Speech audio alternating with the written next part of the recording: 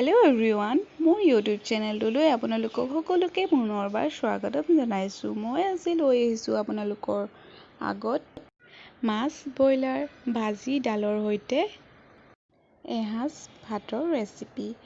আহকচোন এতিয়া মই কিদৰে বনাইছোঁ চাওঁ। প্ৰথমতে মই ব্ৰইলাৰখিনি ভালদৰে ধুই লৈছোঁ আৰু পিঁয়াজ দুটা কাটিছোঁ। তাৰপিছত মই লৈছোঁ ৰং জলকীয়া, নিমখ সোৱাদ অনুযায়ী ল'ব, চিকেন মছলা, হালধি গুড়ি আৰু জিৰা ধনিয়া আৰু আদা নহৰু পিছা। এতিয়া বনোৱা আৰম্ভ কৰোঁ আহক। এতিয়া প্ৰথমত কেৰাহীখন পাতি ল'লোঁ আৰু তাত অলপ সৰহকৈ মিঠাতেল দিলোঁ। তাৰপিছত যেতিয়া তেলখিনি গৰম হ'ব তেতিয়া পিঁয়াজখিনি লাহেকৈ দি দিম। পিঁয়াজখিনি ৰঙা হোৱালৈকে আহক এতিয়া মছলাখিনি মিলাই লওঁ। এই গোটেইখিনি বস্তু বাতি এটাত মই মিলাই লৈছোঁ আদা নহৰুখিনিৰ লগত আৰু অলপ পানী দি দিম।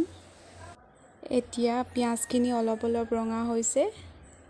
তাৰপিছত এতিয়া মছলাখিনি দি দিলোঁ। তাৰপিছত যেতিয়া অলপ মছলাৰ পানীখিনি শুকাব তেতিয়া ব্ৰইলাৰখিনি দি দিম। এতিয়া ভালকৈ লৰাই গাপত 10-15 মিনিটমান সিজাম পানী নিদিয়াকৈ। ঢাকনখন মাৰি দিম। এতিয়া